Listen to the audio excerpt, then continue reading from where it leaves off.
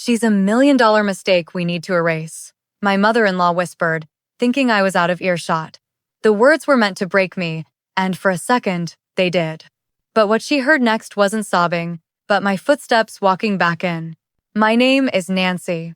I'm 37 years old, and up until last night, I believed that love, decency, and hard work were the things that truly defined a person's worth. I was a history teacher at a public school in Dorchester, Boston. My life was simple and it was good. But last night, I wasn't in my world. I was in theirs. I was standing in the cavernous dining room of the Whitmore family's Beacon Hill mansion, the scent of lemon polish and centuries of inherited wealth thick in the air. The sound of my mother-in-law Constance's diamond rings clicking against her palm was the only warning I got before her hand flew across the space between us. The slap was so forceful it sent me stumbling back, my shoulder crashing into a 19th century mahogany cabinet that was worth more than my car. The shock was a white-hot flash, but the pain was a slow, burning bloom on my cheek. Before I could find my breath, my sister-in-law, Priscilla, glided forward. Her designer dress shimmered under the crystal chandelier, and a look of pure contempt twisted her beautiful face. She leaned in close and spat directly on my cheek. And my brother-in-law, Winston, the heir who had never worked a day in his life? He just laughed, pulling out his new iPhone to record my complete and utter humiliation. They called me the gold digger, the commoner who had trapped their son, Arthur, a decorated major in the United States Marine Corps. They thought they had broken me. The warm saliva dripped down my cheek, mixing with the silent tears I refused to let them see. The humiliation was a physical weight, threatening to crush me. If you've ever been made to feel small and worthless by people who are supposed to be family, let me know this story matters by hitting that like button. It tells me I'm not alone in fighting back. They thought their cruelty would be their secret, buried within those historic walls. They were wrong. They had forgotten one simple, terrifying fact. Their worst nightmare was coming home. So, if you want to know exactly what happened when that heavy, 100-year-old oak door swung open, and the carefully constructed world of the Whitmore family shattered like cheap glass, then get comfortable. If you want to see the masks of arrogance and power melt into pure, unadulterated terror, you're in the right place. This isn't just a story about a bad dinner party.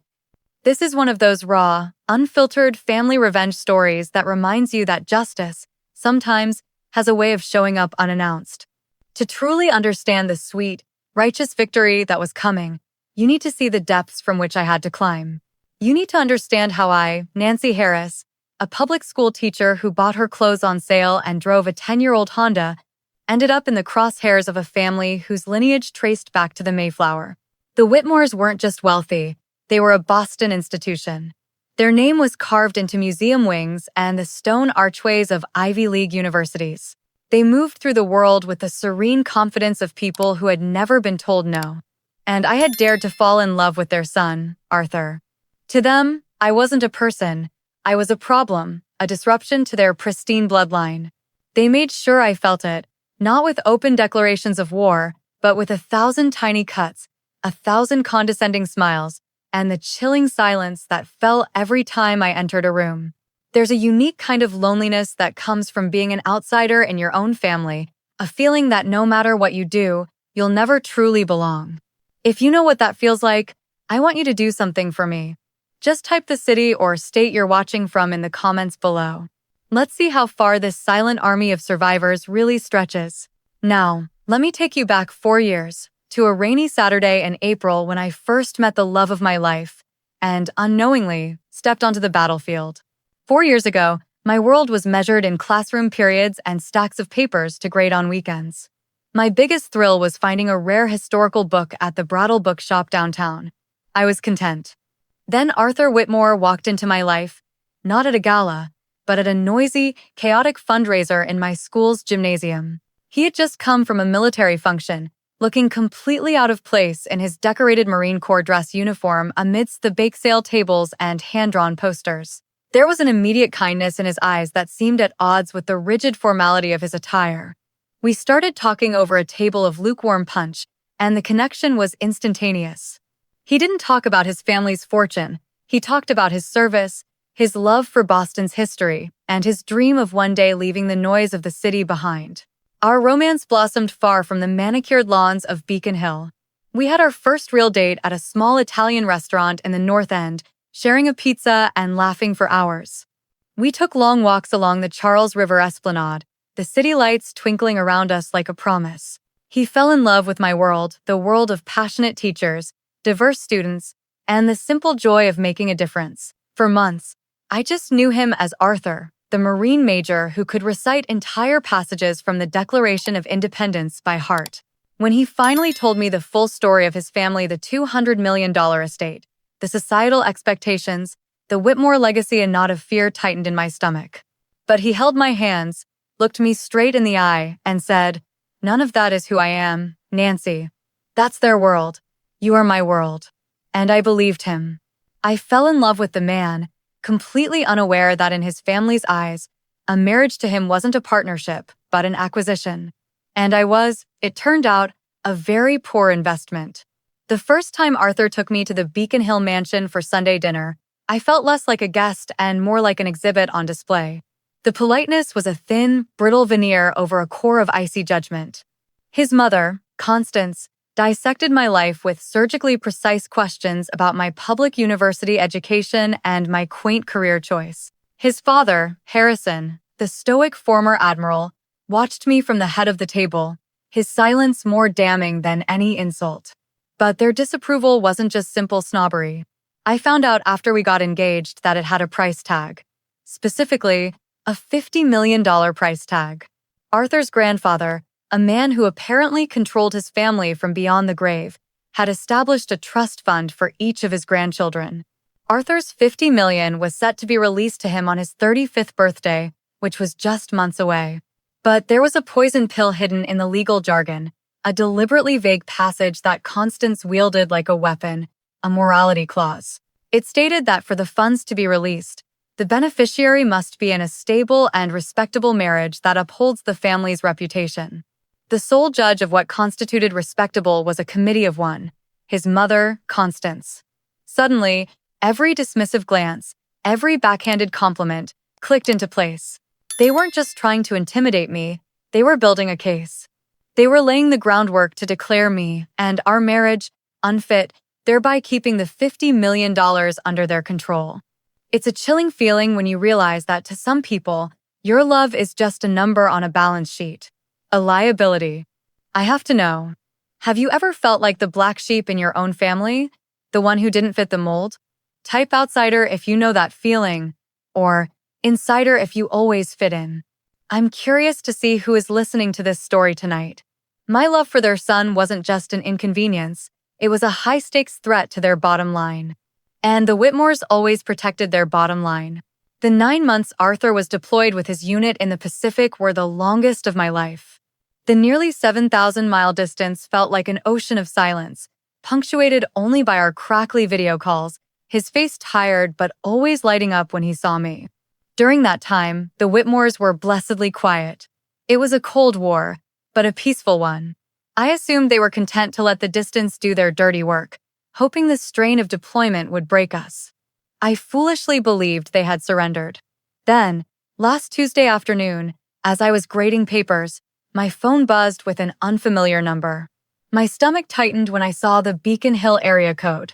It was Constance. Her voice, usually so clipped and formal, was unnervingly warm, coated in a thick, artificial sweetness that made the hair on my arms stand up. "Nancy, darling," she began, the endearment sounding alien from her lips. "I was just telling Harrison, with Arthur's return just a few weeks away, it is simply criminal that we haven't seen you. We'd love for you to come to dinner on Friday. Just the family. I'm making Arthur's favorite prime rib." Every instinct I had screamed that it was a trap. The Whitmores did nothing without a strategic objective. An casual dinner invitation from Constance was about as likely as a blizzard in July. But a small, naive part of me, the part that wanted so badly to give Arthur the peaceful family life he deserved, clung to a sliver of hope. Maybe the long separation had softened them. Maybe they were finally ready to extend an olive branch. For Arthur's sake, I pushed down my gut feeling. "That sounds wonderful, Constance," I heard myself say. I hung up the phone, a cold dread washing over me. I tried to shake it, telling myself it was just a dinner. But I couldn't escape the feeling that I had just willingly agreed to walk into the lion's den, completely alone. On Friday night, I pulled my 8-year-old Civic into the Whitmore's circular cobblestone driveway, parking it carefully between a black Mercedes and a dark green Jaguar. It felt less like a driveway and more like a luxury car showroom. I took a deep breath, clutching a bottle of ridiculously expensive wine I couldn't afford, a peace offering I hoped would be accepted. Constance greeted me at the door, her smile as perfectly preserved and cold as the marble floors in the grand foyer. "Nancy, how lovely of you to join us," she said. Her eyes quickly scanning my dress, a simple but elegant navy blue sheath I'd spent a week searching for. Her faint, almost imperceptible nod told me I had passed, for the moment. As she led me towards the drawing room, Priscilla intercepted us, a brightly wrapped gift box in her hands. "We have a little something for you," she chirped, her voice dripping with manufactured delight. A proper, if belated, welcome to the family present. For a foolish second, my heart lifted. I unwrapped the heavy box to find a thick, leather-bound book with the Whitmore family crest embossed in gold on the cover. The title read, "The Art of the Estate, A Guide to Domestic Management." I stared at it, speechless. It was a manual, filled with chapters on managing household staff, planning multi-course menus, and the proper way to organize a charity auction. Priscilla beamed. "It's the family's operational Bible. Mother thought it would be invaluable for you, to help you get acclimated to how a home of this caliber is run." The message was delivered with the precision of a sniper's bullet. "You are not one of us. You are staff in training." I could feel the blood drain from my face, but I forced a smile. "How?" "Practical," I said, the book feeling like a block of lead in my hands. The war had officially begun. Dinner was an exercise in quiet torture. The conversation floated over subjects that were designed to exclude me. European sailing trips, the summer season in Nantucket, and the politics of their country club's board. Harrison asked if my school had adequate funding, the question dripping with condescension. Constance complimented my dress by noting it was surprisingly well-made for a department store brand. Each sentence was a paper cut, a small, almost invisible wound designed to make me bleed out slowly. My phone buzzed in my purse with a text from a fellow teacher. Normally, I would have ignored it, but I desperately needed a moment to breathe. "Please excuse me," I murmured, rising from my seat. "I'll be right back." I stepped out of the dining room, not into the hallway, but through a set of French doors onto a stone terrace overlooking a meticulously manicured garden. The cool night air was a relief. As I was about to text back, I heard their voices, sharp and clear through the slightly open door. It was Priscilla. "She's actually smiling through it. You have to admire the performance." Then Winston's lazy drawl. "Don't worry. Once Mother presents the settlement offer, the act will drop. A girl from Dorchester sees a check with 6 zeros. She'll sign anything." My heart stopped. Then came Constance's voice, the sound of ice cubes clinking in a crystal glass. "The plan is simple. We document her emotional instability tonight. We present the $1 million severance package. We have the divorce papers drawn up and ready. It must all be finalized before Arthur's 35th birthday. He will be upset for a time, but he will eventually thank us for saving him from his own poor judgment." The world tilted on its axis. It wasn't just disapproval. It was a calculated, corporate-style takedown. There's a moment when the whispers become clear, when you finally hear the truth that was hidden behind polite smiles. It's a soul-crushing moment. Have you ever had a moment like that? A moment of terrible clarity that changed everything? If you have, just type the word clarity in the comments. You don't need to say more, I'll know. In that instant, every ounce of fear in my body burned away, replaced by a cold, hard resolve. I wasn't going to be their victim. I took a deep breath, straightened my shoulders, and turned back toward that door. The trap was set, but I was no longer the prey. I walked back into that dining room, and the sudden silence was deafening. 4 pairs of eyes fixed on me, the feigned smiles quickly reassembling on their faces. I calmly took my seat, folded my hands on the table, and looked directly at my mother-in-law. $1 million, I said, my voice even and quiet, yet it cut through the room like a shard of glass. Is that the going rate for my husband's happiness? Constance's fork clattered against her china plate. Winston fumbled with his phone. Priscilla let out a sharp, nervous laugh. What on earth are you talking about, Nancy? You must be stressed. Oh, I heard you. I continued, my gaze unwavering. I heard about the severance package, about documenting my emotional instability to trigger the morality clause. This wasn't a dinner. This was a corporate takedown, and I was the asset being liquidated. The word corporate seemed to be the final straw. All pretense of civility vanished. Constance's face, usually a carefully maintained mask of aristocratic calm, twisted into a snarl of pure fury. How dare you, she hissed, rising to her feet, her chair scraping harshly against the floor. You ungrateful, middle-class parasite. You come into this house, a house built by generations of my family, and you accuse us? I stood to face her, my own anger a rising tide. I am Arthur's wife. I belong here more than your conspiracy does. You will never belong here. She shrieked, her voice cracking with rage. Her hand flew up and connected with my cheek. The force was stunning, the crack echoing in the suddenly silent room as I stumbled back into the wall. The pain was sharp, but the shock was a paralyzing cold. And as I stared, speechless, Priscilla stepped forward, her eyes filled with a chilling hatred. With a look of utter contempt, she spat directly in my face. Winston, capturing it all, let out a triumphant little chuckle. The trap had been sprung.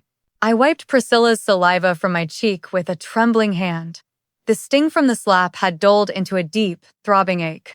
I was cornered, literally and figuratively, with my back against the cold, unforgiving wall of their ancestral home. My father-in-law, Harrison, sat silently at the head of the table, a spectator to the carnage, his inaction a form of endorsement. Constance leaned in, her perfume cloying and suffocating. You see now, don't you? She whispered, her voice a venomous hiss. You have nothing. No power. You will sign the papers and disappear. You will be a footnote in the history of this family, a mistake that was corrected. In that moment, surrounded by their hate, I had never felt more utterly alone in the world. And then, through the fog of my humiliation, I heard a sound that didn't belong, the solid, heavy turn of a key in the front door lock, followed by the quiet groan of the massive oak door swinging inward. They were too engrossed in their victory to notice. Priscilla was smirking, Winston was still reviewing his footage, and Constance was preparing her next verbal assault when a new voice sliced through the tension. A voice that was calm, deep, and as cold as the Boston Harbor in January. I believe I asked a question. Every head snapped toward the archway of the dining room. There he stood, Major Arthur Whitmore, home a full week early.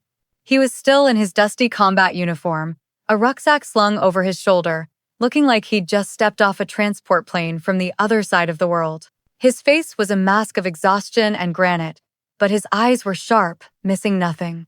His mother's furious posture, his sister's sneer, his brother's phone, and the bright red mark blazing on my cheek. In that moment, I had never felt more alone. It's a terrible feeling to think no one is coming to save you. It makes you question what your role in your family truly island. Let me know. Have you ever been the one who had to swoop in and fix everything? The unexpected savior? Type savior, if that's you. Or have you been the one praying for someone to walk through that door? Type survivor, if you've been there. I truly want to know who I'm talking to right now.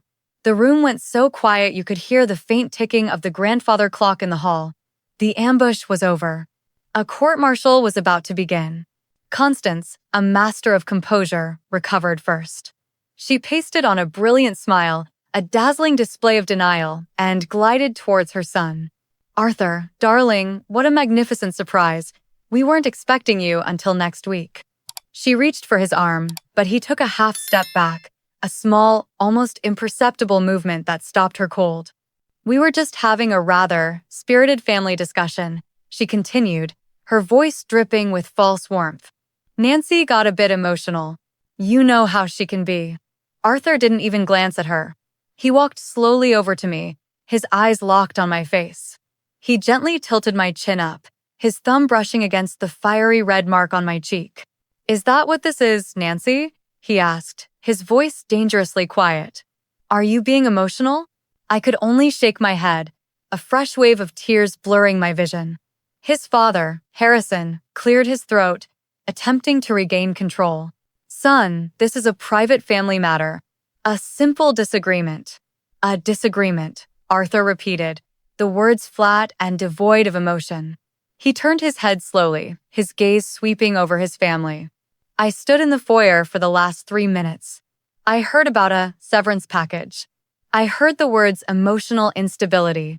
And I heard my sister spit on my wife."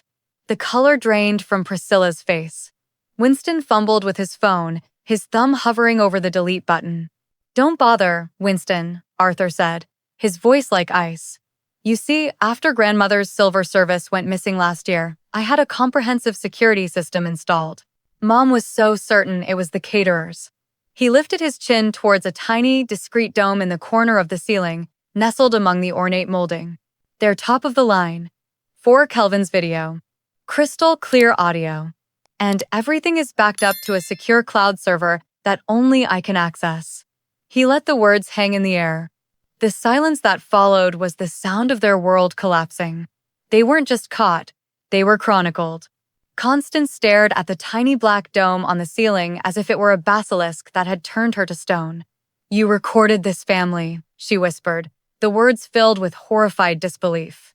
"In my own home. I installed a system to protect this home and the people in it," Arthur corrected, his voice as sharp and clean as a scalpel. "Tonight, it protected my wife from the people in it. Your entire plan to invoke the morality clause is built on a foundation of lies, and I have the unedited director's cut." He paused, letting the weight of his words sink in. But he wasn't finished. The final act of his counteroffensive was yet to come.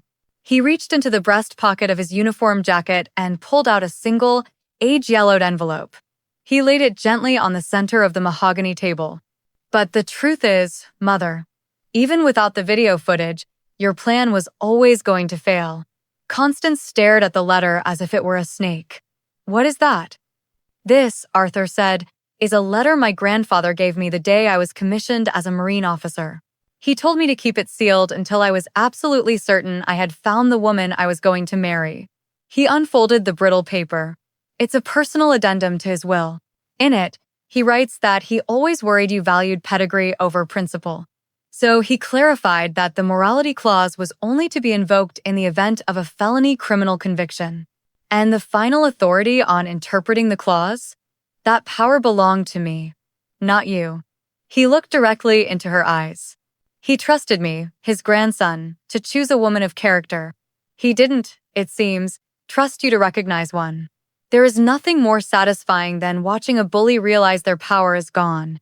That moment of shocked silence when they know they've lost. It's the climax of so many family revenge stories. Have you ever witnessed a moment like that? A moment where the truth finally won, and a manipulator got exactly what they deserved? You don't have to share the details, but if you've seen it, just type "justice" in the comments. I want to feel that collective sense of satisfaction with you. The power Constance thought she held was a ghost. Her entire scheme had been built on nothing. Her reign was over. Arthur didn't say another word to them. He simply took my hand, his grip firm and protective, and led me out of that dining room, past the stunned faces of his family, and out the front door into the crisp Boston night. As we drove away from the oppressive glow of the Beacon Hill mansion, leaving the ruins of their ambition behind us, I felt a profound sense of relief, as if a 4-year-long fever had finally broken. I was exhausted and bruised, but I was free. I thought the battle was won. I was so naive. The Whitmores, I would learn, did not accept defeat gracefully. Their war had just shifted to a new, more insidious front. The next morning, as I was nursing a cup of tea with an ice pack pressed to my still-aching cheek, my personal email pinged. The subject line was cold and bureaucratic. "Urgent review of your employment contract." It was from the superintendent of the Boston Public School District. The message was brief, professional, and utterly devastating.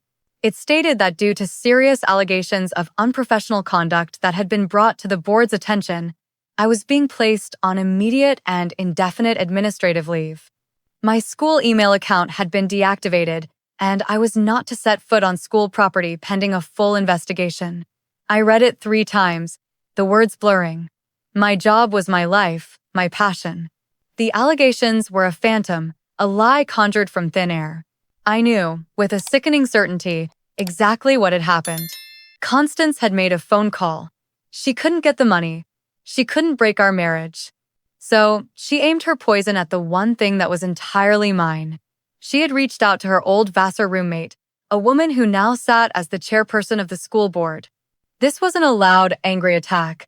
It was a quiet, surgical strike, executed with the ruthless efficiency of the truly powerful. They couldn't win the war, so they decided to burn my world to the ground.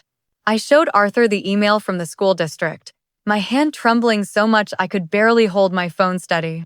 I watched his face as he read it, and I saw something change in his eyes. The hurt and anger from the night before cooled and hardened into something cold, sharp, and decisive. The last flicker of obligation he felt towards the family who raised him was extinguished in that moment. He looked up at me, his jaw set like stone. "My mother thinks this is a game of whispers and influence," he said, his voice dangerously calm. "She thinks she can destroy your life with a quiet phone call. She's about to find out what happens when you fight a Marine in the open." He didn't call his father. He didn't try to reason with them.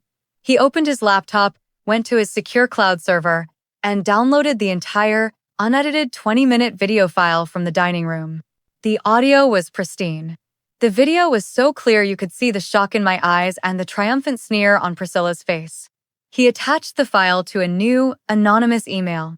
The recipient was a name I recognized immediately: a Pulitzer Prize-winning investigative journalist at the Boston Globe, a reporter legendary for taking down the city's most powerful and corrupt figures.